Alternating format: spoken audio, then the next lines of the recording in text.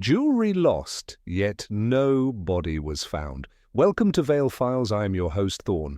Tell me, where are you listening from tonight? Your comments light up this channel. The case begins now. It was in the spring of 1892, one of those rare weeks in London when the fog lifts enough for the sun to paint its gold across the Thames, that a knock at the door interrupted our otherwise tranquil breakfast. Holmes, in his Turkish robe, and with a slice of bread half hovering between plate and mouth, raised one eyebrow before turning to me. "You will observe, Watson," he murmured, "the rhythm of that knock. Steady, controlled. A professional man, perhaps, but not one of Scotland Yard's number, too refined. Likely someone with wealth, or the habits of it." I was about to retort when Mrs. Hudson entered, announcing the visitor. "Mr. Devlin Rush, sir, says he's come from Westminster." Holmes smiled faintly. "Westminster? Good. I was growing weary of domestic trivialities. Please, show him up." Moments later, a tall, clean-shaven man in his early 40s stepped into our sitting room, carrying with him the faint scent of river damp and expensive tobacco. He was dressed in a well-cut morning coat, though his cuffs were frayed, and one button on his waistcoat had clearly been hastily re-sewn. His manner was composed but tense, as though he were trying to contain a storm behind his eyes. "Mr. Holmes? Dr. Watson, forgive the intrusion." Holmes waved a hand. "You are here about the bracelet, of course?" Rush halted, visibly shaken. "Then you've read the morning papers?" Holmes shook his head. "Number you have the red clay of the lower Thames on your trouser cuffs, which only a boatman or someone recently off the bank at St. Mary's Reach would wear this early. You are otherwise fastidiously dressed, suggesting you are not expecting to traipse through river silt. Therefore, an urgent event at the water's edge brought you here, and the headlines, yesterday afternoon, spoke of only one matter: the missing Lady Wilhelmina Eastgate and the vanished emerald bracelet found floating in her abandoned skiff." Rush stared at him, mouth slightly ajar. "Remarkable. Yes, that is precisely it. I was the one who found the skiff." Holmes steepled his fingers. "Begin at the beginning, Mr. Rush." He sat, brushing non-existent dust from his knee. "I managed the small passenger ferry across St. Mary's Reach in Lambeth. It's quiet work. Local dignitaries sometimes charter a private crossing to avoid the more public bridges. Yesterday morning, just before 7, I arrived to find one of our boats missing. Not unheard of. A few boys take them on joyrides and return them eventually.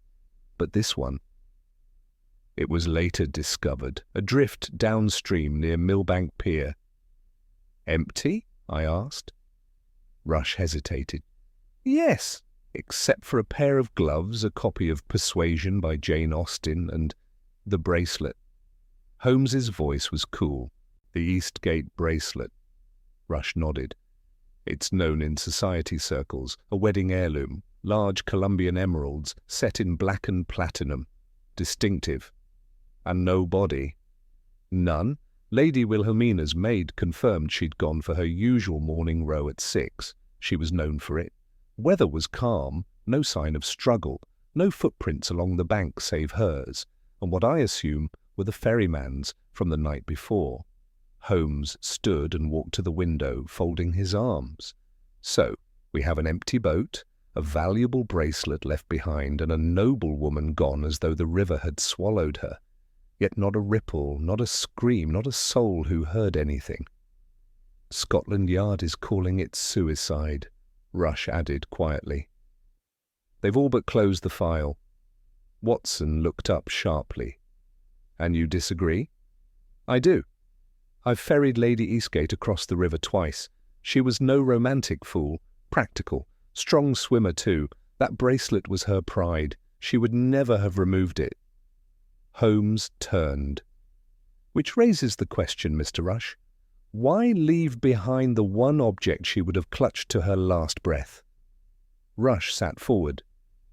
"That's why I've come. The river gives up bodies quickly this time of year. But it's been over 36 hours. Holmes's eyes narrowed. And no sightings of the lady since? None, but something else, Mr. Holmes. The page in Persuasion was marked. Chapter 23. There's a line underlined in pencil. I wrote it down. From his coat pocket, he drew a scrap and passed it to Holmes. My friend read aloud, "You pierce my soul." I am half agony, half hope. He glanced at me, then back at the client.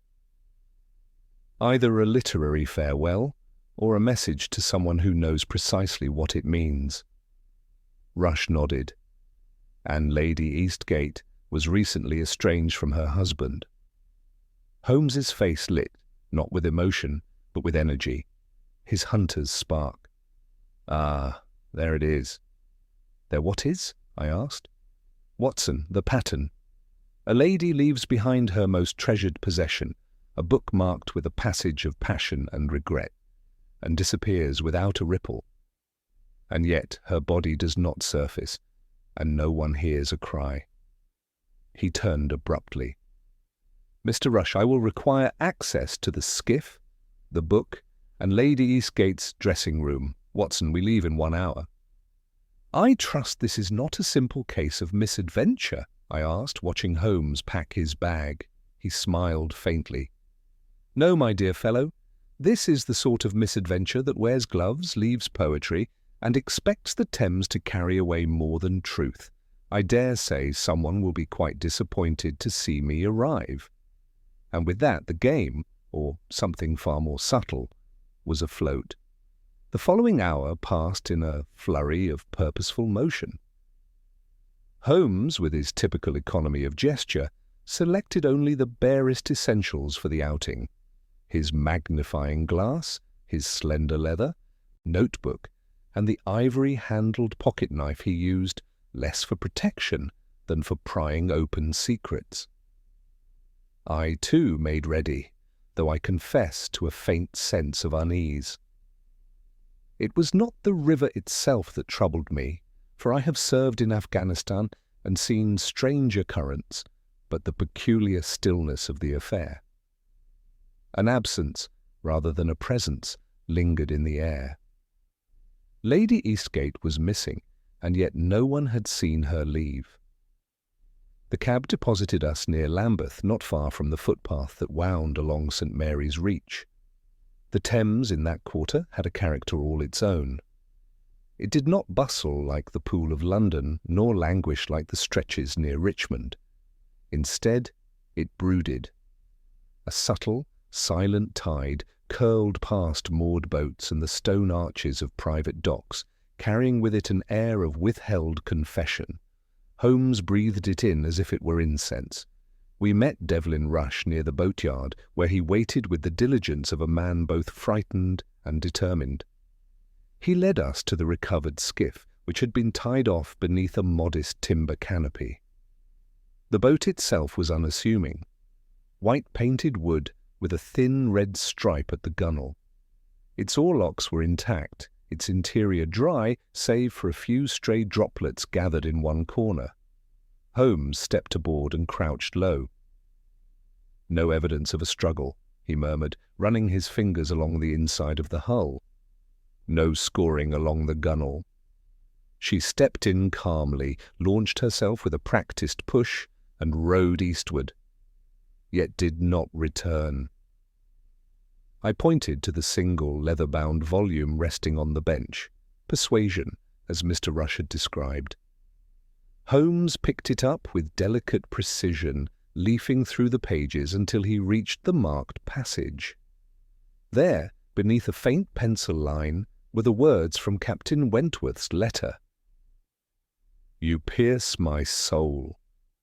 Holmes repeated under his breath, tapping the margin. "This is not a suicide note, it is bait." Rush blinked. "Bait?" "Indeed. Whoever was meant to read this passage would recognize its source immediately.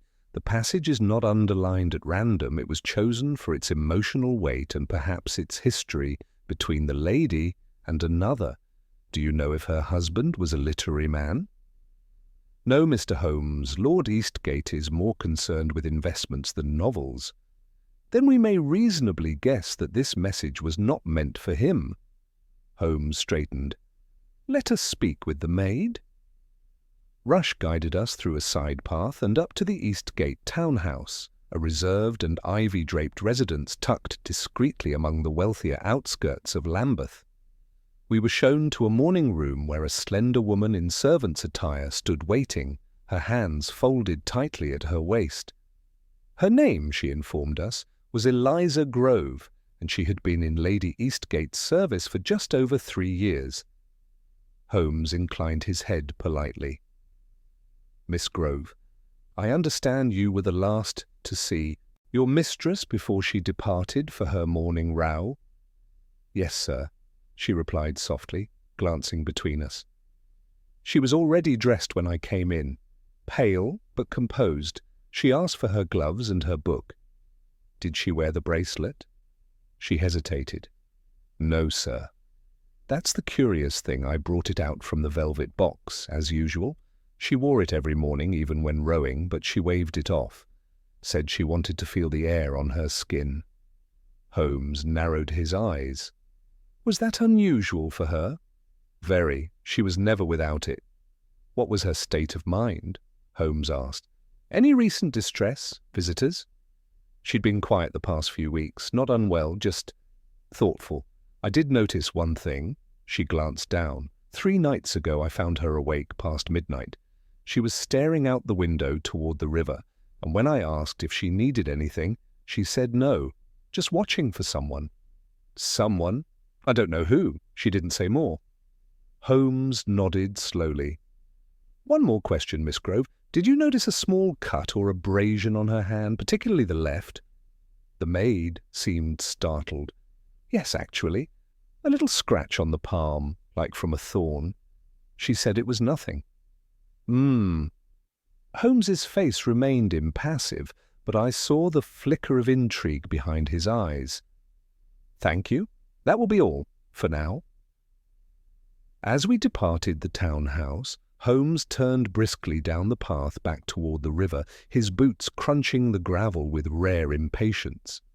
You noticed it, Watson? He asked abruptly. I'm afraid I didn't. The gloves. One pair was found in the boat, yes, but the maid fetched them for her before she left, and she wore them every morning by all accounts. Yet only one glove was in the boat. Only one? I said, blinking. I thought, the second is missing. More importantly, it may have been removed deliberately. A glove conceals fingerprints, Watson, but it also conceals small wounds. A scratch, a mark, something she wished to hide, then reveal. And the underlined book passage? Deliberately chosen. If the bracelet was her symbol of status, the book was her cipher. I suspect Lady Eastgate was communicating with someone, not just romantically, but carefully, perhaps even urgently. But what message was she sending? That, Holmes said, stopping abruptly at the edge of the riverbank, is what we must determine, but we are missing something vital, a person not yet seen. He crouched and pointed to the silt just beneath the dock. Look here. Fresh prints. 2 sets. One large, one daintier. The latter likely the lady's, the former. A man's boot, slight heel wear, and, note the spacing, he waited. You mean to say she met someone here? Indeed, likely stood with him, close by the angle of the prints. But then, why the abandoned boat? Holmes rose, brushing his hands. That is precisely the question the river refuses to answer. Unless... He turned. We must examine the bracelet again. There is one last thing I wish to confirm. Rush, who had lingered behind, produced the bracelet from a padded envelope in his coat pocket. Holmes took it with reverence and held it up to the light. Watson, he murmured, observe the clasp. I leaned in. The metal was exquisite. Intricate scrollwork framed the central emerald. But there, near the hinge, was a tiny groove, darkened at its edge. A scratch, I said. Or corrosion? Holmes nodded. And more. This bracelet is not merely ornamental, it has been tampered with. Look here, beneath the main stone, a tiny filament of silk, and this indentation, too uniform to be accidental. A compartment? I asked. Perhaps, or a triggering device. He clicked the clasp open, and with an audible click, a thin disc of paper uncoiled from beneath the emerald, almost invisible unless one knew to look for it. Holmes read silently, then passed it to me. The message was in delicate cursive. Saint. Catherine's bell tolls once. Bring only the heart, not the name. I stared at it. A rendezvous? Holmes's eyes glittered. No, Watson, a warning. And then he turned sharply toward the distant bell tower of St. Catherine's, where the hour hand rested at 1 o'clock. It appears, he said, we are already late. We arrived at St. Catherine's, a modest, weather-worn chapel half submerged in ivy and neglect, precisely 24 minutes past the hour. The bell tower rose like a sentinel above the surrounding rooftops, its ancient stone streaked with soot and pigeon droppings. The noon bell had long ceased ringing, but a subtle tension still clung to the grounds, as if it had echoed not only through the air, but through something more private and secret. Holmes strode ahead with his long, decisive gait, his eyes scanning the chapel's perimeter.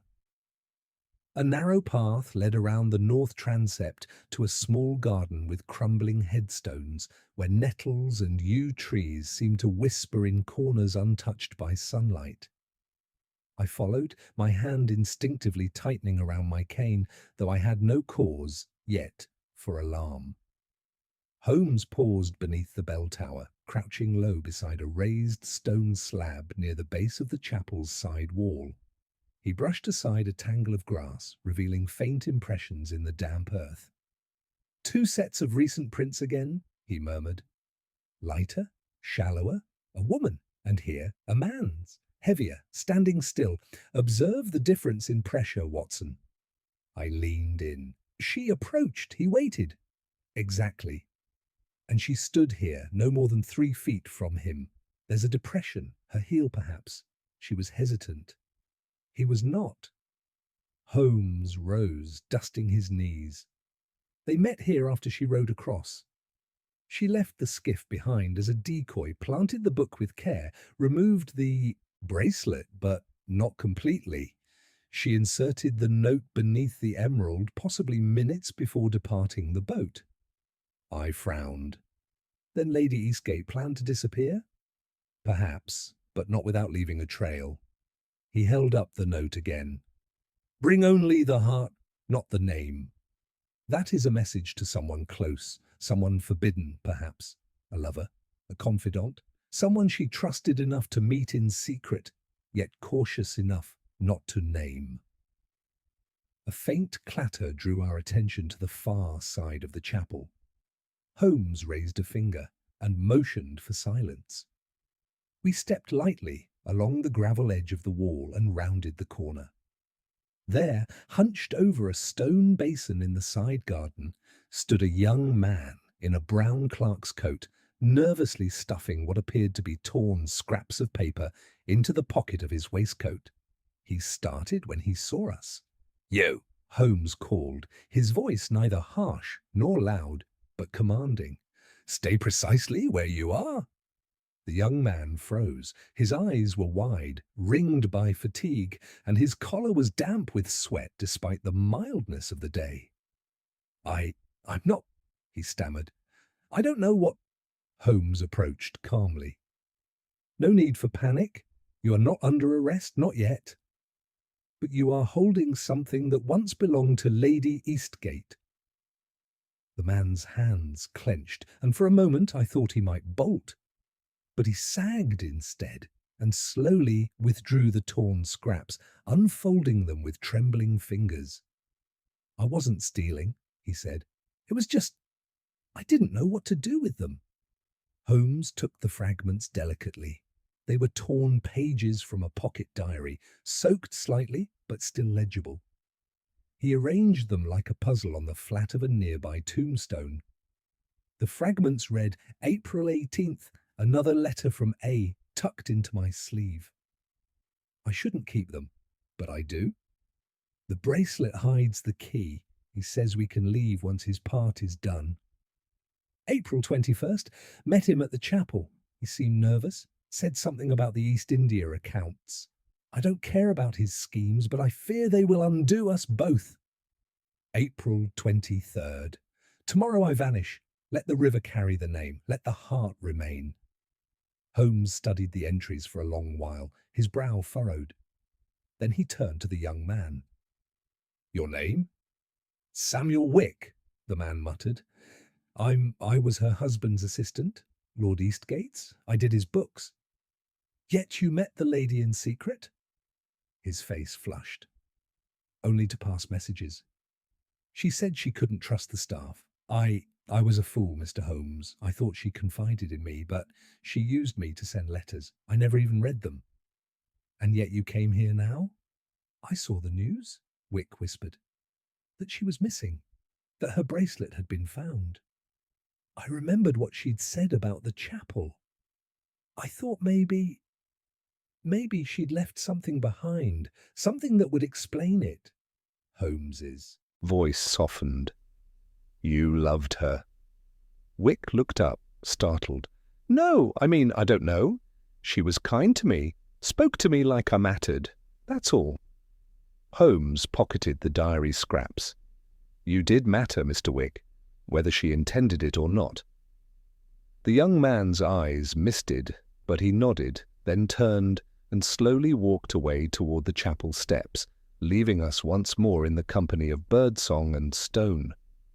Holmes stared after him. He's no villain, he said quietly, but he's touched the edges of something dangerous. This reference to East India accounts, that is not sentimental nonsense, that is fraud, possibly blackmail. I exhaled. Then her disappearance may not be about love. Precisely. It may be about leverage. He turned back to the fragments. A name concealed, a key hidden in the bracelet, a trail set like crumbs, and now we know she vanished willingly, at least at first. But the question remains, did she reach the other side? I followed his gaze, down to the Thames, visible through the gaps in the chapel garden wall. The water moved like tarnished glass, its surface calm, its depths unreadable. Holmes turned abruptly. We must speak to Lord Eastgate. I hesitated. Will he receive us? He will if he has anything to hide. By late afternoon, we were seated in the Eastgate parlour, a room of sombre elegance and little warmth. The Earl of Eastgate, a man in his 50s with grey temples and the gaze of someone who calculated more than he confessed, regarded us with the weariness of a man used to avoiding scrutiny. Mr. Holmes, he said, folding his hands, and Dr. Watson. I presume this is about my wife. You presume correctly, Holmes replied. You were aware she took a boat out that morning? I was told, yes, it was not unusual. Wilhelmina enjoyed solitude. And did she seem distressed of late? Eastgate shrugged. She was often pensive. Ours was not a romantic arrangement, Mr. Holmes, but we were cordial. Holmes's expression did not waver. I have reason to believe she discovered something financial, perhaps concerning the East India Fund. For the first time, the Earl's composure faltered. I beg your pardon? Holmes leaned forward. A reference appeared in her diary, coupled with a coded note in her bracelet.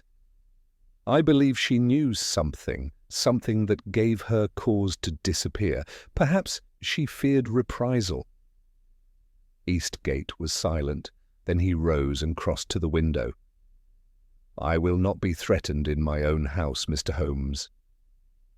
Then do not offer me cause, Holmes replied. Eastgate turned slowly.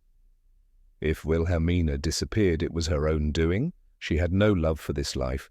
As for your accusations, be careful where you tread. Holmes stood, his voice level. "A lady has vanished, Lord Eastgate, and if her vanishing is meant to conceal a deeper wrong, be assured it will not remain concealed."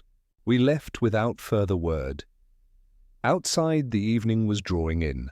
Gas lamps blinked awake along the embankment, their glow softening the edges of the day's revelations. I looked at Holmes. "Do you believe he's guilty?" Holmes did not answer immediately. Then, "I believe he is afraid. Of what precisely, I do not yet know. But the Lady Eastgate did not leave to elope or to die. She left because she had knowledge, dangerous knowledge, and she believed someone would follow the clues she left behind." He looked at me then, a rare flicker of admiration in his eye. She was right, and with that the fog began to return, curling low along the riverbank, as if drawing a veil over the path we must next uncover.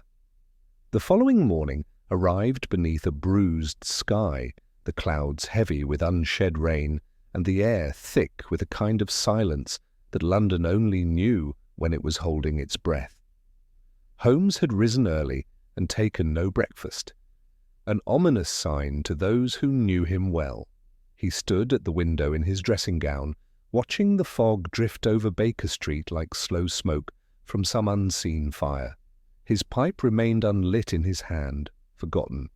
"You're thinking about the bracelet again," I said, setting down the paper, which bore only a brief update on Lady Eastgate's disappearance and a curt dismissal from Scotland Yard.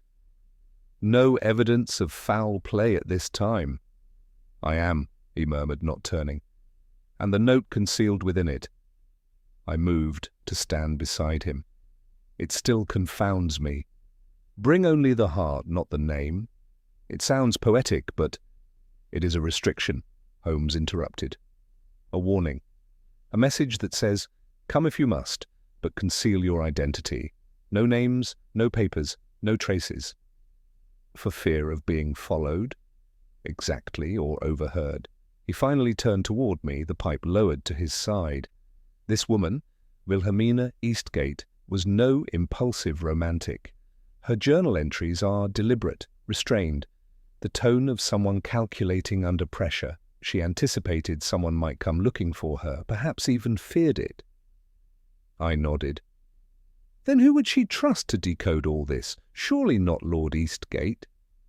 "Certainly not." He tapped a finger against his temple. "But there's one detail from yesterday that still unsettles me. The mention of the East India accounts." "No, that can be traced and confronted in time. I mean, the missing glove."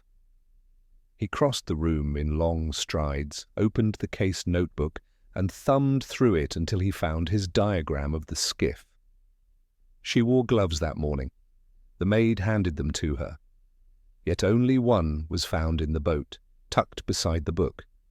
The other is missing. Why? She had no reason to discard it. She needed it as part of her routine. Unless she gave it to someone," I said slowly. "Or had it taken," Holmes corrected. "Voluntarily or otherwise, either way it has changed hands." He turned back to the table and selected a fresh sheet of paper.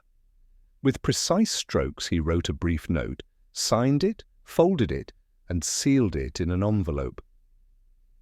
"Lestrade must be involved now," he said. "We need access to Eastgate's financial records, quietly. And we need eyes on anyone who tries to leave for the continent in the next 24 hours under the name Eastgate or otherwise. Someone knows where she's gone. The question is whether they intend to follow." We delivered the message ourselves, for Holmes insisted on subtlety. Lestrade, though gruff and often sceptical of Holmes's methods, had learned enough over the years to know when something delicate was unfolding.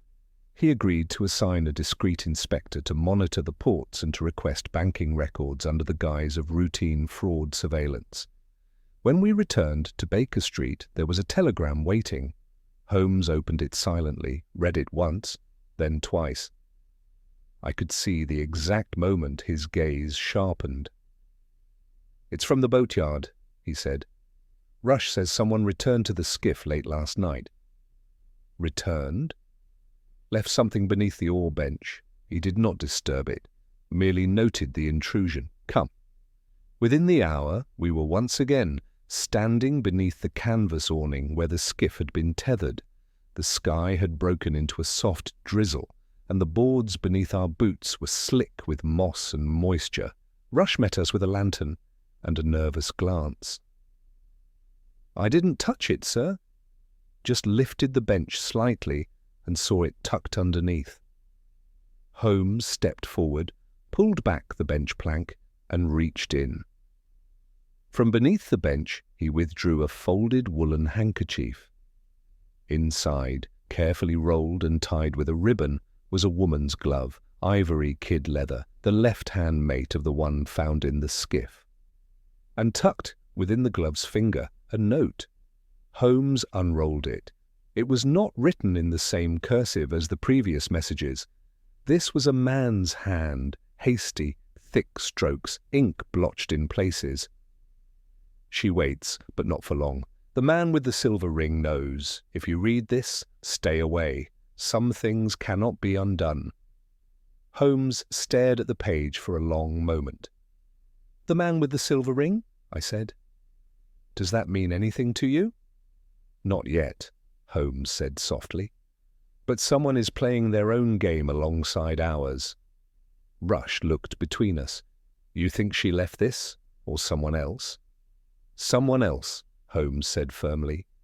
"She had already vanished by then. This glove was planted as a message, not to her lover, not to her husband, but to an outsider." He folded the note. "To me?" Back at Baker Street, Holmes laid out both the diary fragments and the new note side by side. His face was lit by that peculiar intensity I had come to associate with the arrival of clarity, though not yet resolution. "The phrasing," he murmured, "cannot be undone. That is not a threat. It is a confession." I leaned over the table. "Then someone knows what happened to her?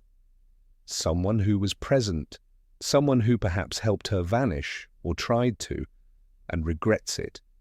Holmes turned, his eyes glinting. "The man with the silver ring."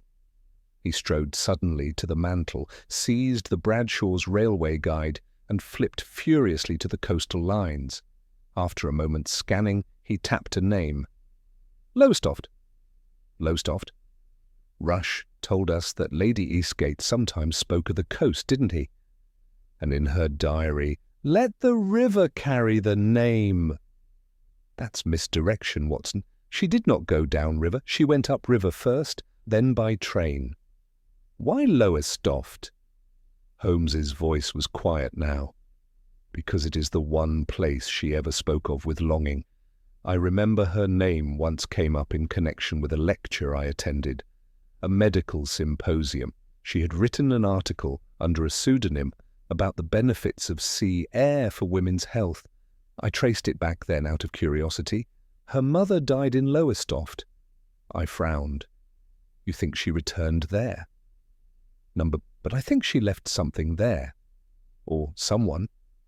He turned to me. "She planted clues like breadcrumbs, yes, but each one serves not only to point toward her location, but to warn those she feared. This is no longer just a mystery of a vanishing woman. This is a maze built by her mind, one step ahead of us." I hesitated. "What are you suggesting?" "I am suggesting, Watson, that we are not the only ones trying to find her." He opened his drawer and removed his revolver. "And I suspect we are no longer alone in the game." We departed for Lowestoft before dawn, the early train carrying us eastward across a sleeping countryside veiled in fog. Holmes had not spoken a word since we boarded, his eyes fixed on the passing blur of hedgerows and stations. I knew better than to interrupt his concentration. He sat like a man carving the shape of a maze in his mind, fitting together shadows, names, impressions, and absence into something that, by the end, must reveal a shape. He did not look like a man pursuing a vanished woman. He looked like a man trying to find what no one else had realized was missing. We arrived at the coast just as the morning light began to burn off the mist. Lowestoft greeted us with gull cries and the salt tang of an obedient tide. It was not crowded in that season, and the streets had the washed, clean quality of a town between guests. We walked without delay from the station toward the southern quarter, where Holmes believed Lady Eastgate's trail would resume. He carried only a small satchel, the revolver tucked within it, and his walking stick, a gift from a Maharaja, he once claimed, seemed more ceremonial than practical, though I knew it concealed a steel core. We did not head straight to the sea as I had assumed, but toward the older terraces behind the main promenade. Holmes stopped at a narrow side street flanked by a tea-house and a closed draper's shop. At the corner stood a modest lodging-house with peeling white trim and 3 attic windows, one of which bore a cracked shutter that fluttered like a slow semaphore. "This is it," Holmes said softly. "You're certain?" The mother died here. The daughter would remember the window, the breeze, the feel of salt on her tongue. When one wishes to disappear, Watson, one returns to the last place they felt known. We entered the lobby. An elderly woman behind the desk looked up, her spectacles dangling on a chain against her apron. Before Holmes could speak, she nodded. "Looking for the lady what took the top room?" she asked. "You're the second to come asking." Holmes's eyes darkened. "When was the first?" "Last night. Late. Didn't give a name. Tall gentleman with a limp. Wore gloves even indoors." Holmes and I exchanged a glance. "Did he see her?" "No," she said. "She weren't here. Left 2 days ago. Paid through the week, but took her valise. Said she might not be back. Left this, though." The woman reached under the desk and produced a folded envelope. "She said if anyone came asking for her, someone who looked kind but not stupid, those were her words, to hand this over." Holmes accepted it without a word.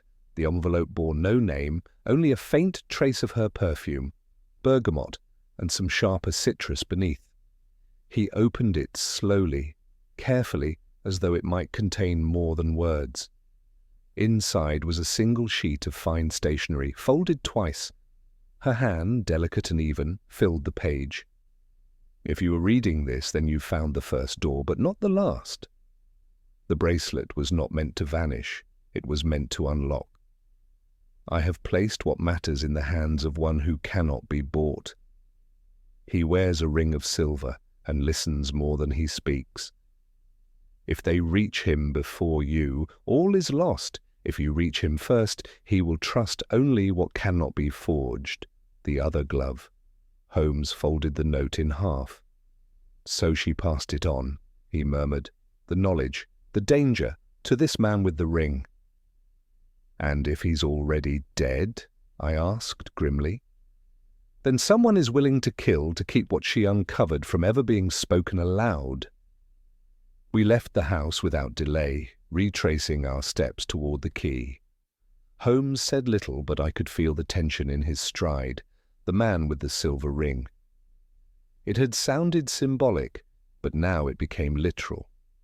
A single man, unknown, perhaps hunted, holding the key to whatever Lady Eastgate had stumbled across in her husband's ledgers. We began our search near the docks. Holmes questioned dock workers, fishermen, a tobacconist who sold foreign brands, and a blind accordion player who claimed to have seen a man what didn't limp when he walked, but limped when he stood still. It was nearly noon before we found him. He was sitting at the edge of the pier mending a net. Not tall, not young. His clothes were plain but mended with care. But the moment Holmes's eyes reached his left hand, he stopped walking. There, on the fisherman's third finger, was a silver ring, worn, plain, and bearing a single engraved word, Veritas. Holmes stepped forward without hesitation. "Your name?" The man looked up. "Column trainer, if you're looking for the woman, you're too late." "Not if you help us." Trainer regarded him and then me.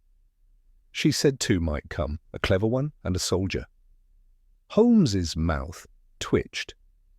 "Which do you take me for?" "She said you'd ask that." Trainer stood and dried his hands. "We can't talk here." We followed him to a small pub with shuttered windows and a forgotten name. Inside, the only sound was the ticking of a long, unwound clock and the wind pressing against the glass. He sat us in the farthest corner and ordered nothing. "She came to me because I once worked for her father," he said at last. "He trusted me. I served in India under his command, saw things no one should see, brought things home, letters, ledgers, names." Holmes leaned in. "And those things involved Eastgate?" "More than him, a network. Gentlemen of rank and title who funneled money meant for the military into private ventures, opium, shipping, smuggling. They buried it in ledgers marked for colonial logistics and repatriation funds." "She found the records?" "Not all. Just enough to frighten her. Her husband had begun liquidating holdings in secret.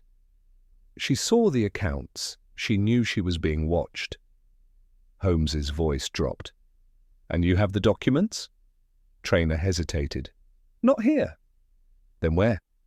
"I'll take you, but only you," he said, looking at Holmes. "The soldier waits here." I opened my mouth to protest, but Holmes stopped me with a raised hand. "Watson, I trust him." Trainer nodded and led Holmes out through a side door. I sat in the silence, minutes dragging, ears attuned to every creak of the old pub. The bartender never appeared. I stared at the empty hearth, and the wind made the walls sigh, as if remembering too much. Then came the footsteps. I rose at once. They were too slow, too even to be Holmes's. A man entered through the front, tall, gloved, the brim of his hat low. He did not look at me, only moved past toward the corner where Holmes had sat. Then very deliberately he turned and looked over his shoulder. He limped. The door behind me opened again, and Holmes stepped in, alone. He saw the man immediately and froze, and in that quiet, electric pause I realized one thing with certainty. We had not been the only ones tracing the silver ring. We had not been the first. And now someone had come to erase the trail behind it. Holmes did not speak as he entered, but I saw the flash of recognition pass through his eyes like lightning behind storm glass. His gaze landed squarely on the man with the limp, tall, gloved, face still obscured beneath the pulled brim of a dark hat. The two locked eyes, and in that moment the room seemed to narrow to just the three of us. The man spoke first, his voice low and cultivated. "I was told I might find you here, Mr. Holmes. I suppose the trail has narrowed." Holmes's tone remained even. "It depends which trail you mean. There are several. One leads to a vanished woman, another to stolen accounts, and yet another to murder." The man smiled faintly. "Then perhaps we are on parallel paths. Shall we speak honestly?" "That depends," Holmes replied. "Do you still intend to limp?" The faintest pause. Then the man's posture shifted, his weight redistributed cleanly between both legs. The limp vanished. "Old habits," he said, removing his gloves with precise care. On the third finger of his left hand there was no ring. His hands were smooth, uncalloused, not a working man, not a sailor. Holmes stepped closer. "You followed column trainer here. You intended to intercept whatever evidence he carries, and you arrived too late." "Did I?" the man asked. "You left with him, Mr. Holmes. You returned without him. Where is he now?" "I could ask the same of your companion, the one who waited outside this inn, lit a Turkish cigarette, then disappeared westward down the alley." The man inclined his head. "Touché. There was something surreal in the exchange, two minds testing the perimeter of one another, circling like chessmen before the first committed move. I remained standing, my back near the wall, hand resting on my cane, watching for the moment when civility might turn sharp. Holmes finally folded his arms. "You're not military, despite the posture. Not police either. Your accent suggests a Cambridge education, not Eton. I would place you within a private network. Likely one grown from the roots of colonial administration, operating parallel to the empire but not within it. A shadow economy. You conceal your rank because it is not legally binding." The man smiled again. "You see much." "I see enough." "I wonder," the man said, "if you've seen too much." Holmes stepped forward. "If you were sent to silence Trainer, you've failed. He gave me the ledgers, not copies, originals, names, amounts, dates. Lady Eastgate was right to run. She knew her husband was only a pawn, and that the real masters would not hesitate to destroy her for what she uncovered." The man's expression did not change, but the air thickened. Then he said, "Then you also know those ledgers can't be published, not without consequence." I intervened. "Are you threatening us?" "No, Doctor. I'm explaining the weight of the stone you've begun to lift." Holmes's voice sharpened. "The weight of that stone will fall one way or another, and when it does, I would prefer it land on the right neck." The man pulled on his gloves again, slowly. "Then I'll offer you one piece of courtesy. Do not trust the maid." "Eliza Grove?" I asked. "She's a servant. She was placed," the man said quietly. "Not hired, a monitor, a signal tower, should the lady uncover what she was never meant to see." Holmes was silent for a long moment. Then, "If she was placed, and if the bracelet was altered, then Lady Eastgate's first betrayal came from within her own dressing-room." The man nodded once, as though they had reached mutual understanding. "Do what you must, Mr. Holmes, but be swift. There are fewer doors left to close." And with that, he tipped his hat and exited the pub. I moved to follow, but Holmes stopped me with a firm hand. "Number, he's not the danger. Not yet." I turned back. "What now?" Holmes stepped to the table and withdrew the envelope from his coat, the one Trainer had just given him. It was bound with wax and a strip of woven cloth. He broke the seal and removed the contents. Inside were two items, a folded sheaf of ledgers, ink faded, but unmistakably marked with entries from the East India Company's repatriation fund, and a smaller note written in the same precise hand we had seen before. "If you find this, then you were right to follow the tide. I did not run to disappear. I ran to finish what my father could not. These ledgers implicate more than my husband. Do not show them to the authorities until you are certain who the authorities serve. If I am alive, I will find you. If I am not, follow the name buried beneath the third page. DBW." Holmes unfolded the ledger to the third page. There, beneath an entry for "Silk, Transfer Calcutta Route," was a note penned in a different hand. "S. Merton, Devon, via Tor Valley." I frowned. "You know it?" Holmes nodded slowly. "A man who vanished from Parliament records in 1884. Former Treasury clerk, believed drowned after a canal accident. But no body was found, and the inquiry, such as it was handled by a private investigator no one could name." "So he was erased?" "No," Holmes said, closing the ledger. "He was hidden." We returned to London that evening under a sky turning the colour of old pewter. Holmes spoke little, his mind clearly spinning out across Devon, through fog-laced valleys, and into the records of men whose names had been tucked behind imperial ledgers. I watched him as he studied the writing again and again, muttering to himself. A signal tower in the dressing-room, a false limp, and a vanished clerk. That night We returned to Baker Street. Holmes made 2 telephone calls, one to Lestrade, the other to a man in the Home Office whose name he did not share with me. Then he lit his pipe and sat back in his chair, staring into the fire with unblinking eyes. "She's alive," he said at last. "I know it." I looked up. "Because of the letter?" "Number," because she left us one more breadcrumb.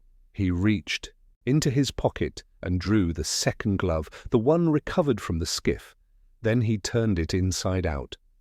Stitched into the lining was a name, barely visible in faded ink. R.H. Cleary, Tor Valley Laundry. "Watson," he said softly, "we leave at dawn." The following morning, with the mist still rising off rooftops and the streets of London scarcely awake, we boarded the first train for Devon. Holmes had packed lightly, though he carried the glove and ledger as if they were fragile relics rather than evidence. I had seen him in many moods, restless, brooding, elated, but this was something rarer. He was quiet, not from fatigue, but from precision. Every detail, every pattern was slowly congealing behind his grey eyes. Even I, who had stood beside him at Baskerville and Baker Street alike, could not see yet where this path led. We changed trains at Exeter, the countryside now giving way to green, undulating valleys and slate-roofed cottages nestled between stretches of moorland. Tor Valley, when we arrived, was not even marked on the station map. It was a place one reached only by purpose, not accident. A trap of a place, I thought, as we descended a narrow lane toward the hamlet. We arrived just past 11. Tor Valley itself was little more than a collection of cottages and outbuildings strung along a bend in a slow-moving river. Smoke rose from only a handful of chimneys. The trees leaned toward the village as though listening. Holmes asked no questions aloud as we approached the small structure marked in fading paint. R.H. Cleary, Laundry and Dry Services. It stood alone at the edge of the village, its tiled roof sloped as if bowing in submission to time. A small bell above the door gave a single, hesitant chime as we entered. Inside it smelled of starch, steam and old wood.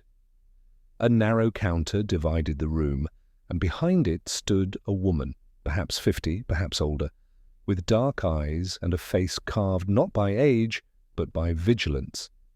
She looked up without surprise. "I wondered when you might come," she said. Holmes inclined his head. "Then you were expecting us?"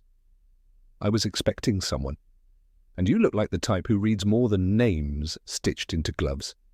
He smiled faintly. "Mrs. Cleary, I presume?" "Miss." "My apologies?" She waved a hand. "Hardly matters now." Holmes produced the glove and set it on the counter. "This was stitched by your hand." "I don't need to look at it to know. My thread, my seam, my tag. Tell me, Miss Cleary," Holmes said gently, "was it dropped by accident or left by design?" She hesitated. "She left it, on purpose. She didn't say as much, but I've seen too many women send signals in silk. There's a difference between losing something and letting it fall." "When was this?" 6 days ago. She came in quiet, paid in cash, wore a coat 2 sizes too large and a hat that shadowed most of her face. But her voice, it was her voice that stayed with me. Steady, not desperate. Said she might have left something behind. Asked me to be sure no one else picked up her things but her. Did she return? No. Holmes leaned in. Did she say where she was going? Miss Cleary reached behind her and pulled out a folded parcel bound in twine. She left this too, didn't say what it was, asked me to hold it in case someone worthy came. I suppose you'll do. Holmes untied the string and opened the bundle slowly. Inside were 3 items, a child's scarf, faintly perfumed, a brass key, and a page torn from a book, folded once. He opened the page first. It was from a collection of English verse, Wordsworth, I think, and the section marked was a single line in pencil. "The child is father of the man." Holmes was very still. "She had a son." Miss Cleary nodded. "She never said it, but you could hear it in her voice when she folded the scarf, like she was smoothing a dream flat." He turned the key over in his fingers. "To what, I wonder?" I spoke for the first time in that room. "What would she be doing with a child's scarf and a key? Did she give any hint of where she was staying?" "She didn't, but there's a cottage, old one, about a half-mile through the trees that way." She nodded past the back door. "People used to rent it in the summer. No one lives there now, no post, no gas. But it's private." Holmes's eyes narrowed. "She knew someone might come. She left the glove with you, the scarf with her scent, the key to something hidden, all timed, measured. She knew she couldn't run forever." He folded the items back into the bundle and thanked Miss Cleary with unusual sincerity. We left at once, turning up the path behind the shop and following a trail through dense thicket. The air grew cooler as we walked. It was the sort of wood that softened footfalls and blurred time. After 20 minutes, we saw it. A stone cottage, low-roofed, ivy-covered, almost part of the landscape itself. The shutters were drawn. A thin chimney sat crooked at the back, unlit. No sound, no motion. We approached the door. Holmes tried the key. It fit without hesitation. Inside, the air smelled faintly of lilac. The furniture was minimal, a single armchair, a small hearth, and a writing desk beside the window. There were no signs of struggle, no hurried departure. Only silence. Holmes examined everything. He moved with the gentleness of someone who does not wish to disturb a tomb. Then he stopped beside the desk. A sheet of paper was pinned beneath a porcelain ink pot. Not a letter, a map, hand-drawn. It was a diagram of interconnected names and ledgers, trails of coin and titles, scribbled links between government departments, and merchant houses, all spiralling outward from a single central circle. Esmerton, Treasury, 1884. Below it, a note in her hand: "If they find me, they erase the trail. If you find this, finish," it Holmes whispered. She never intended to vanish. She intended to pass the torch. "But where is she now?" I asked quietly. Was this her final stop? Holmes didn't answer. He stepped to the fireplace. There, just beside the hearth, was a half-burned match. Recently used, no ash, no logs in the grate. Then we heard it, faint, from outside. Not a footstep, not a voice, a whistle. 3 short bursts. Holmes froze. "She's here," he said. He turned and opened the back door swiftly, but the garden was empty. Except, caught on a nail of the fence post, was a strip of torn fabric, grey wool, same as the coat she had worn in Lowestoft. He picked it up, his expression unreadable. "She was here within the last hour." I scanned the trees. "Then she's still close." Holmes shook his head. "She's testing the perimeter, seeing if we were followed. She'll wait until nightfall, or until she's certain we're alone." He stepped back inside and placed the scarf and glove upon the desk. Then he looked at me with an intensity I rarely saw outside of mortal danger. "Watson, she's alive. And if we're to reach her before they do, we must give her a sign." "How?" He moved to the desk again and retrieved a single slip of paper. On it he wrote just 5 words. "The soldier waits." No name. Then he left it in the window, where the sun fell cleanly across it like a silent flag of truce. And we waited. Nightfall came slowly in Tor Valley, as if the sun itself were reluctant to turn its back on what remained unfinished. Shadows lengthened across the cottage floor, and the wind pressed gently at the shutters as if whispering a warning too soft to understand. Holmes had not moved from the window since placing the note. I, seated by the hearth, watched the light dim across his sharp features, the dusk painting him in angles and questions. Neither of us spoke. The silence was no longer empty, it was expectant. Twice I thought I heard something in the trees, a shift of gravel, the crack of a twig. Holmes merely raised a finger each time, motioning me to stillness. His concentration was absolute. His senses extended beyond the cottage, as though he were listening not to sound, but to intent. Then at last, the door handle turned. It did not creak, nor swing with any force.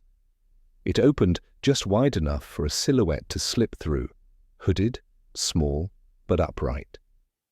She stood there for only a moment, as though making sure she was not walking into a trap. Holmes stepped forward, slow and deliberate. "Lady Eastgate," he said, his voice low, "you've come far, but I believe you've already seen enough to know we are not your enemies." She pulled back her hood. In the half-light I saw her clearly for the first time. Wilhelmina Eastgate was not as I had imagined her. There was little fragility in her face. She was pale, yes, and thinner than the society portraits suggested, but her eyes were focused, intelligent, and unwavering. A woman hunted, perhaps, but not helpless. Her presence carried a weight. "You signed the note, no name," she said. "That's how I knew it was you." Holmes offered the slightest of nods. The glove and scarf were eloquent, but I needed to know you had not already been reached by the others. The man with the limp has been tracking you. I saw him twice, once near the chapel, once in Lowestoft. I kept changing my route. She stepped fully inside, closing the door behind her. "I didn't know if I'd come back here, but I left things in place in case someone made it this far. I didn't expect you to be among them." "You should have," Holmes replied. "You build a pattern from silence. I've been listening for it since your name first entered the morning paper. You never intended to vanish completely. You intended to be found by the right mind." She sat, at last, in the small chair by the hearth. Her hands were ungloved. A faint scar marked her left palm. "I couldn't trust anyone else," she said. "They watch everything, letters, friends, even the staff. Eliza, I thought she was loyal." "She wasn't," I said, "but she wasn't clever either. The bracelet, she tampered with it, didn't she?" "She was instructed to. I found the altered clasp 2 weeks ago. I suspected even before then. I began planting things after that. Notes, references, misdirections. She'd report them, of course, but I knew she wouldn't understand the sequence. It wasn't for her." Holmes sat across from her, the desk between them. "You found the ledgers your father kept?" "Yes, hidden behind the baseboards of the old townhouse in Marylebone. He died before he could bring them forward. He must have known they'd come for him if he tried." "And your husband?" "He's part of it. Not the architect, but the inheritor. He believed he was protecting something noble, the stability of the empire. But money has no loyalty, Mr. Holmes. It only knows direction. I followed the names. I saw where they intersected. Contracts, pensions, false repatriation claims. It was a machine. You left your husband to follow the truth? I left because I realized he would never stop me. He'd simply let others do it for him." Holmes leaned forward. "The name at the center, S. Merton, the vanished clerk. Did he contact you?" "Number, but his initials appear more than once in the margins. He was a whistle inside the Treasury. Everything began to unravel after his disappearance. I think he gave the documents to my father before they forced him out." "He's not dead," Holmes said quietly. "I believe he's here, in Devon, or near it. His name has resurfaced recently through coded channels, possibly under an alias." Wilhelmina's eyes widened slightly. "If he's alive, then everything changes. I intend to find him. But there's something more urgent. First," Holmes opened the desk drawer and withdrew the map she had drawn, the one connecting the names and titles. This chart is dangerous. It names men currently holding office, nobility, judges, colonels. I know, she said. That's why I didn't leave it in London. If anyone else had found it, they would have buried you before it was folded. He looked at her. You've risked everything, but it's not over yet. She nodded once. Then what do? We bring in only those we can trust. Lestrade has assigned 2 men to monitor outbound activity from London's ports. If any attempt is made to leave the country with these documents or silence them, we'll know. And the others? Holmes's face grew more severe. They will try to strike before that. Likely tonight. At that she stood. Then we don't stay. Number, we give them what they want to see. He turned to Eind. Watson, you'll remain here with Lady Eastgate for the next hour. Light the fire, draw the curtains, let the candle burn. When they come to check the perimeter, they'll see a woman hiding, a soldier waiting. And you? I asked. Holmes stood. I'll walk down to the Tor River and leave a second trail, one that doubles back through the wood. When they follow it, I'll know which direction they came from. Wilhelmina looked at him. And if they don't follow? He gave her a smile that held no warmth. Then they're already here. He left then, silent and swift, his figure swallowed by the dark beyond the window. I moved to the hearth, struck a match and lit the fire. Its glow filled the room with a kind of steadied breath.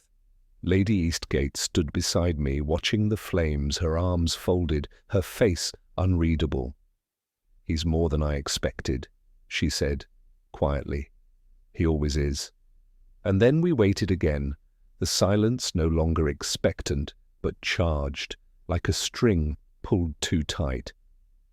Somewhere outside, a twig broke, the fire shifted, a breeze moved the edge of the curtain, and we knew the night was no longer alone. We heard it again, fainter this time, but unmistakable. The deliberate pause before movement, the absence of animal panic. This was no deer or fox disturbed by the hearthlight. Someone was watching the cottage, not boldly, not yet, but closely enough to judge whether to enter. Lady Eastgate turned toward me, but I raised a hand. We kept our positions near the fire, just as Holmes had instructed. I watched the flicker of flame shift across the window panes, casting shadows that might mislead any onlooker into thinking we were unaware. Then, from somewhere behind the house, a shape moved past the window. It didn't linger. It didn't knock.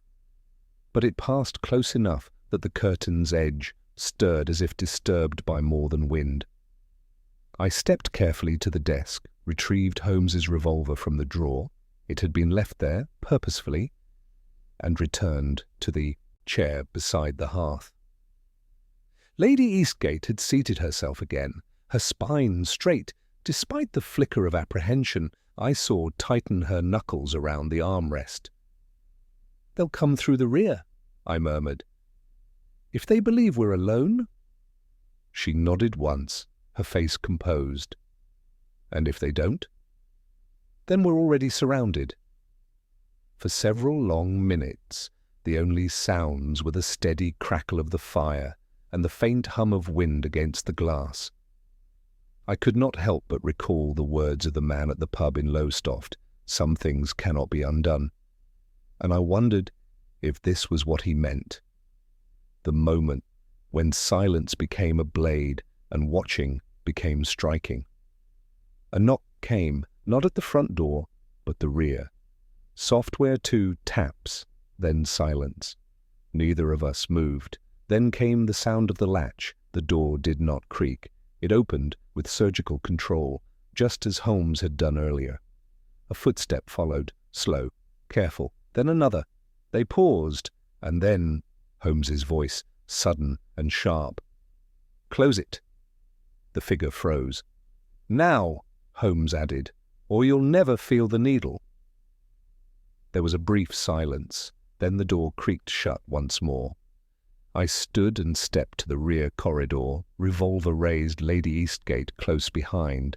Holmes was standing just inside the threshold, one hand outstretched, holding what looked like a brass hat pin poised against the intruder's neck. The man, perhaps in his 30s, was dressed like a gamekeeper, but his boots were London leather, and his collar was too stiff for a field man. He held his hands up slowly. "I didn't come to harm anyone." "Yet you came armed," Holmes replied, glancing at the knife holstered beneath the man's coat. "And uninvited."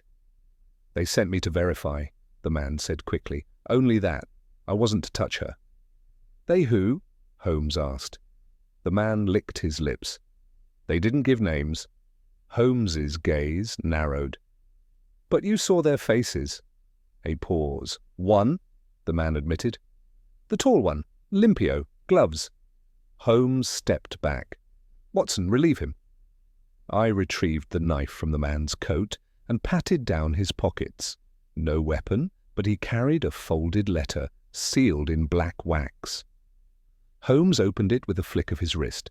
Inside was a list, names, locations, notations in shorthand.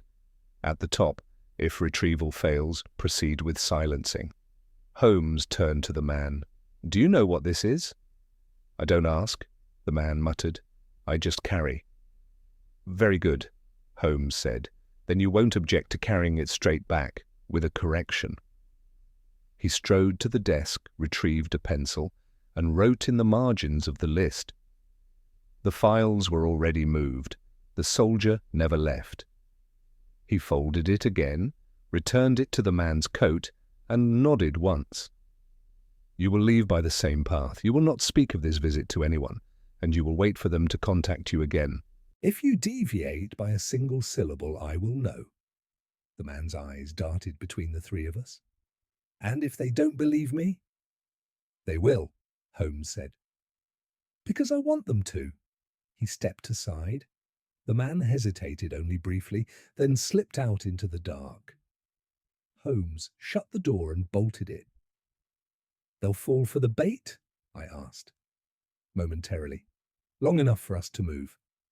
He turned to Lady Eastgate. "Your map, your ledgers, we carry them now." She retrieved the satchel. Holmes added the glove and scarf from the window. "We're going to walk through the woods," he said. "They'll expect us to stay. They won't check again until the morning." "And where will we go?" she asked. "To Merton." "The Clark?" I asked. "But we don't know where." "I do," Holmes said. The final note in her map, a name scratched into the corner. It wasn't a signature, it was a location, Crossley Mill.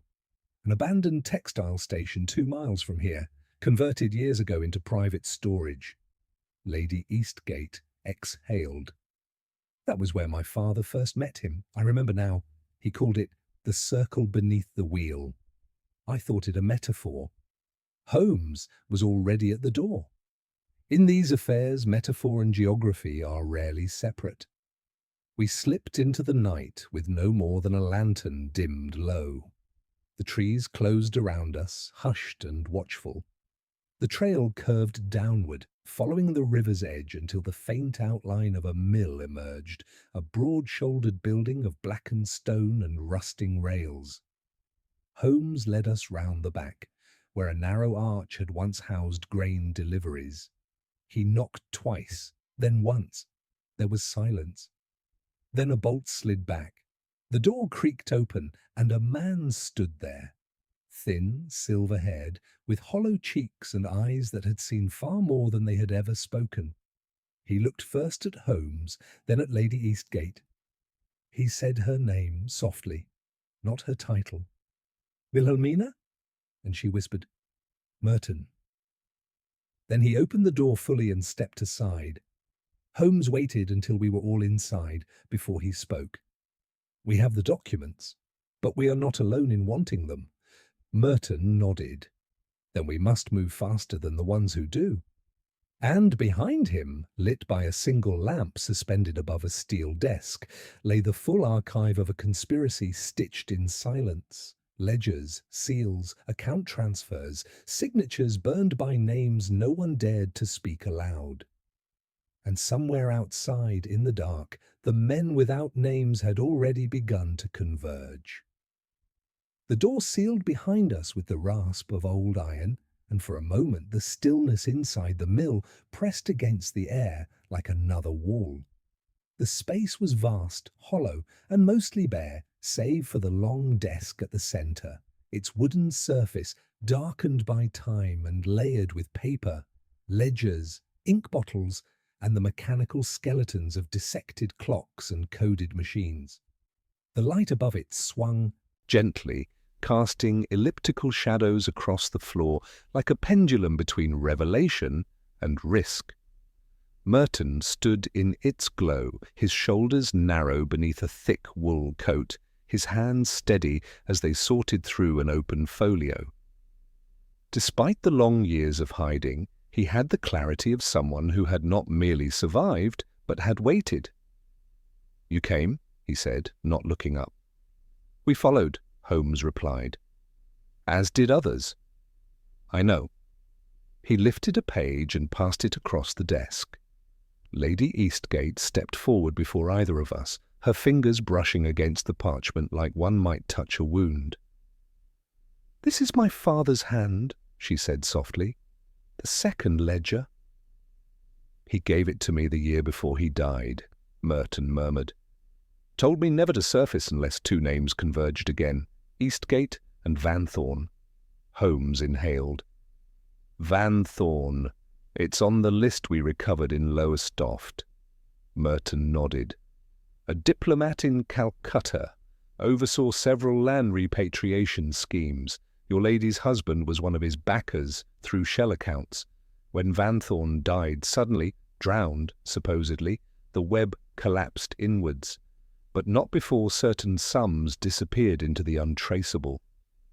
"And my father?" Wilhelmina asked.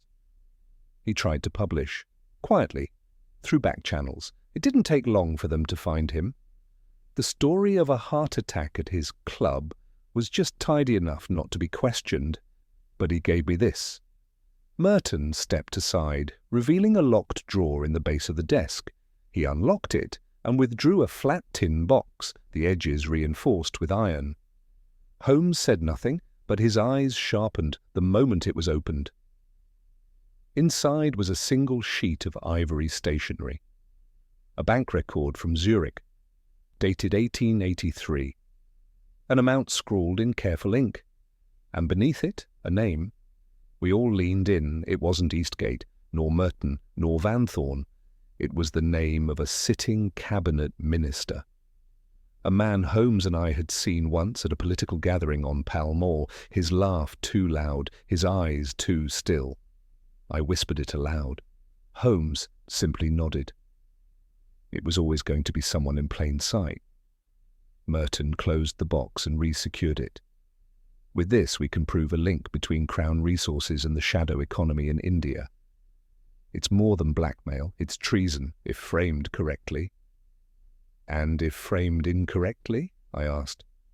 "They call it madness," Wilhelmina said, "or suicide." Holmes turned to the wall, where a map of England had been pinned, lines drawn between cities, some marked in red, others in black. "We need to move this to someone beyond their reach." "They'll expect you to take it to the press," Merton said. "I won't," Holmes replied. "Not directly."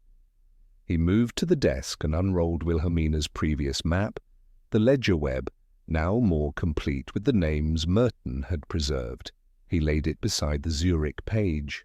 "We'll divide the evidence, some to Lestrade, some to an editor, I trust, but the originals, these, must go abroad." Wilhelmina frowned. "Abroad?"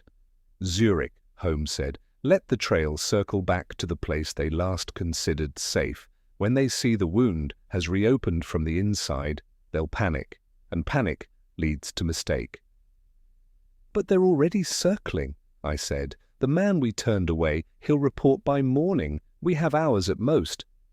Then we leave now. But Merton did not move. I can't go with you. Holmes turned. They'll come here. They already know I'm dead, Merton said with a calm finality. If I leave, they'll realize the story was false. But if I stay, if I remain a ghost, the game remains uneven. You'll be killed, I said. Not if I vanish properly this time. He moved to a corner of the mill and lifted a floorboard with an ease that revealed long planning. Beneath it was a shallow crawl space, packed with tinned food, a water barrel, and bundles of clothing. I've lived off-grid before, he said. I'll do it again. Just make sure this, he gestured to the box, doesn't die with me.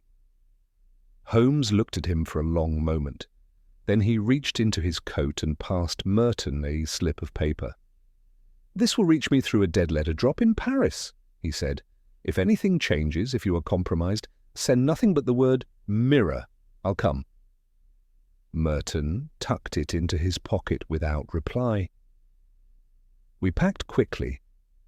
Lady Eastgate moved with silent determination, sliding the Zurich document into a protective sleeve and tucking it inside a leather folio. I watched her as she worked, this woman who had begun as a silhouette on the Thames and now stood in a mill with the names of empires in her hands. There was no trace of fear in her face, only purpose. Holmes extinguished the lamp. The rest of the room folded into shadow. We left through the east exit, stepping onto the wheel path just as dawn began to bruise the edge of the sky with its first smear of colour. The birds had not yet begun to sing, but the wind carried a sound, faint, persistent. Footsteps, not near, but coming. Holmes turned to Wilhelmina. When we reach the crossroads, take the trail north. There's a carriage waiting. My name is not on the manifest. It will take you to Plymouth. From there, Zurich. And you? I'll return to London. I need to close the last gate before they open it. We moved through the trees in silence. At the fork, Wilhelmina paused. She looked at Holmes. You knew from the start, didn't you, that I hadn't drowned? I knew, he said, because you left your voice behind. She smiled once, thinly, then turned and vanished up the slope, the folio pressed to her chest like a wound or a vow. Holmes and I took the other path, back toward London, back toward the centre of the storm. Behind us, in the dark, someone whistled 3 short notes. Too late. We were already gone. It was a week before I saw Holmes again. The days that followed our return to London unfolded with swift, surgical precision, some of it visible in the papers, much of it moving beneath the surface like a deeper current. There were whispers of resignations, of cabinet reassignments, of quiet diplomatic shifts attributed to health or family. But I knew better. We both did. Lestrade had met us at Charing Cross, where Holmes passed him a sealed envelope bearing no name, only a stamp from the British Museum's private archives, a ruse, of course. Within was the first division of evidence, enough to provoke internal audits and open quiet inquiries, but not enough to unearth the deeper web. That would come later. Holmes, as ever, moved as if several moves ahead of those around him, and then quite suddenly he vanished. He left no note, no explanation, only an unfinished game of chess on the parlour table and a pair of boots still damp from the Devon mud. Mrs. Hudson, not unused to his habits, merely sighed and set aside his breakfast untouched for 2 days running. I, though, was less tranquil. I feared privately that he had gone back into the circle of danger that now pressed tighter with each silence. But on the 7th morning I returned from an errand to find him precisely where I had last seen him, seated at the fireplace, his fingers templed, his gaze miles away. "I trust you've read the morning reports," he said without looking at me. "I have. Lord Eastgate has retired for health reasons." And the Treasury has launched an internal restructuring." "As expected. And the Foreign Office has delayed its East India delegation indefinitely." He smiled slightly. That was less expected, but welcome. I sat down opposite him. "Where have you been?" He took his time answering. Then, with a sigh, he stood and crossed to the writing desk. From its drawer he withdrew a single folded note, familiar, creased, and bearing a faint scent of citrus and salt. He handed it to me. I unfolded it. The handwriting was unmistakable.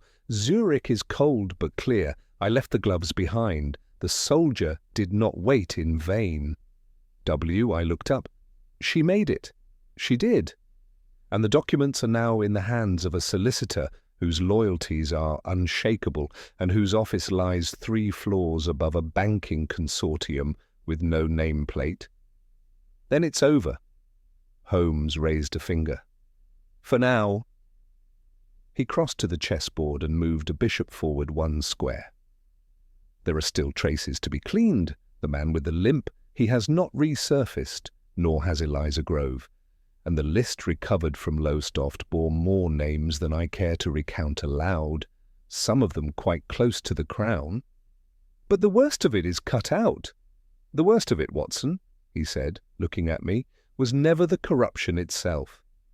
It was the belief that no one would ever look closely enough to find it."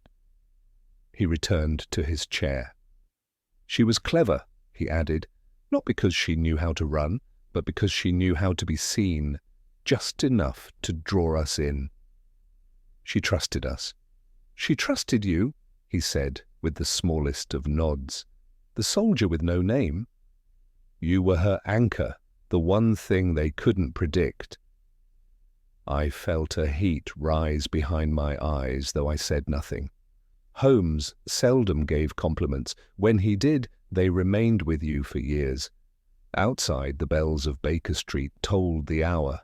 The fog that had haunted the windows for days had lifted, if only slightly, enough to make out the outlines of chimney pots and rooftops in neat succession. Holmes refilled his pipe and struck a match. "One day," he said, "someone will ask why she disappeared, why a titled woman with everything fled to the shadows." "And what shall we say?" I asked. He smiled faintly. "That she did not disappear. She rewrote the ending and left us the margin notes."